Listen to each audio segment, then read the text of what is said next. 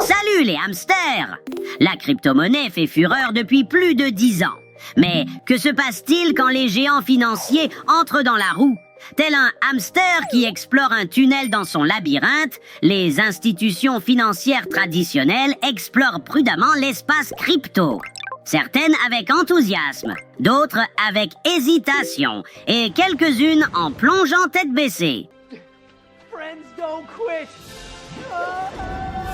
Cette semaine à l'Académie, nous allons découvrir comment 5 grandes entreprises gèrent le monde tumultueux de la crypto. La première sur la liste est MicroStrategy. On peut comparer MicroStrategy à un hamster qui stocke des graines de tournesol dans un tunnel, pas parce qu'il a faim, mais pour se préparer à un avenir où la nourriture pourrait être plus difficile à trouver. C'est ce que l'entreprise a fait en accumulant du Bitcoin comme protection contre l'inflation. On dit que MicroStrategy lui-même se spécialise dans l'intelligence économique. Cependant, son nom surgit presque plus souvent avec l'ajout de Bitcoin à son bilan. Cet intérêt pour le Bitcoin a commencé en 2020 lorsque l'entreprise a acheté cette crypto-monnaie pour se protéger de l'inflation. Après un succès initial, l'entreprise prévoit aujourd'hui de lever des fonds supplémentaires de 1,750 milliard de dollars qui pourront être utilisés pour acheter plus de Bitcoin. Hello, I like money. Cette fois-ci, ce sera sous forme d'obligations zéro coupon qui arriveront à échéance en 2029. MicroStrategy détient actuellement 330 et 1200 bitcoins, achetés à un prix moyen de 39 292,18 $. Son objectif? Devenir une banque d'investissement en bitcoin et atteindre 150 milliards de dollars en bitcoin. D'autres entreprises ont également expérimenté avec Bitcoin, mais Michael Saylor de MicroStrategy soutient que la stratégie de son entreprise est plus simple. Acheter plus de Bitcoin. Take all your money, buy Bitcoin. Then take all your time, figure out how to borrow more money to buy more Bitcoin. Après MicroStrategy, nous avons un autre acteur majeur avec une stratégie très différente. Le numéro 2 est Goldman Sachs. Goldman Sachs aborde la crypto comme un hamster fixant la plus grande et la plus brillante roue. Dans ce cas, le Bitcoin. Mais attendant le moment parfait pour y monter. Initialement évoqué en 2017, Goldman Sachs a annoncé la création d'un bureau de trading pour le Bitcoin qui créerait des marchés dans le domaine de la crypto. Au même moment, la banque d'investissement a été l'une des rares grandes institutions à offrir à ses clients des contrats à terme sur Bitcoin lancés à la CBOE et au CME pour exposer aux fluctuations du prix du Bitcoin. En 2018, le bureau de crypto-monnaie a été lancé, mais a malheureusement coïncidé avec la chute du Bitcoin. Puis, en mai 2021, la plus grande société mondiale de banque d'investissement et de gestion de patrimoine a annoncé vouloir élargir sa présence en intégrant des institutions de trading de crypto-monnaies pour étendre ses offres. Avançons jusqu'en 2024 et Goldman Sachs est prêt pour un nouveau départ. La société envisage de lancer une plateforme technologique basée sur la blockchain qui se concentrera sur le trading institutionnel l'année prochaine. Dans une stratégie alternative, la troisième entreprise de cette liste a introduit la crypto directement dans le tunnel quotidien des hamsters. PayPal. L'intérêt pour la monnaie numérique a commencé tôt, en 2013, 5 ans après le livre blanc de Satoshi Nakamoto. À l'époque, le président de PayPal, David Marcus, a confié à Bloomberg qu'il s'était beaucoup intéressé à la monnaie numérique. Cependant, ce n'est qu'en 2014 que PayPal a réellement fait son entrée dans le monde sauvage de la crypto. Le premier pas timide, des partenariats avec non pas 1 ni 2, mais 3 processeurs de paiement Bitcoin, BitPay, GoCoin et Coinbase en tant qu'offre formelle à la communauté crypto.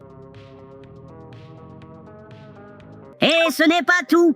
En 2018, PayPal a déposé un brevet aux États-Unis pour un système de transaction de monnaie virtuelle accéléré. Mais dans une avancée majeure pour les hamsters, la fintech américaine, connue comme pionnière dans les paiements numériques, a permis aux utilisateurs d'acheter, de vendre ou de détenir des cryptos directement sur sa plateforme. L'annonce a été faite en octobre 2020 avec le lancement d'un service qui permettrait à la crypto-monnaie d'être une source de financement pour le commerce numérique chez les 26 millions de marchands qui acceptent PayPal, rendu possible grâce à un fournisseur réglementé de produits cryptographiques, la Paxos Trust Company.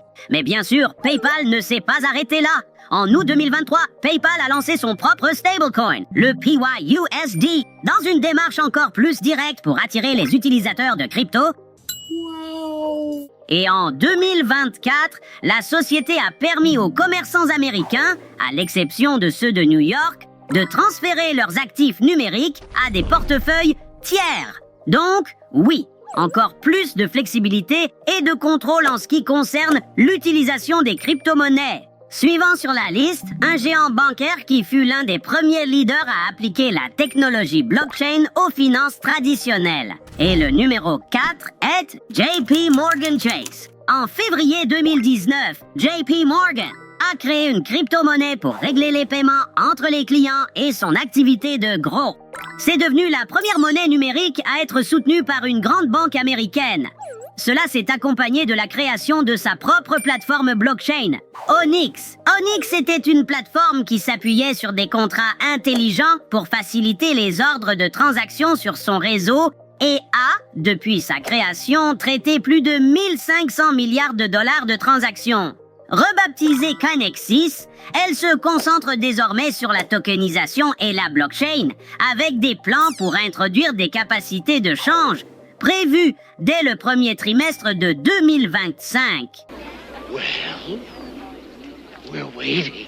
L'implication de JP Morgan dans la crypto et la blockchain en a également influencé d'autres, prouvant que même les acteurs les plus importants de la banque traditionnelle peuvent s'adapter aux technologies émergentes. Bien sûr, notre liste d'immersion dans les cryptos ne serait pas complète sans Tesla.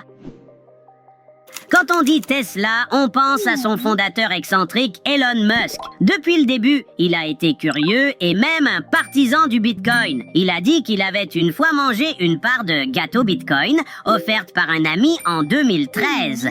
Et plus tard, en 2021, il a prédit une large acceptation du Bitcoin dans la finance. Peu après, il a ajouté #Bitcoin à sa bio Twitter, aujourd'hui X, faisant grimper le prix du Bitcoin de 20%.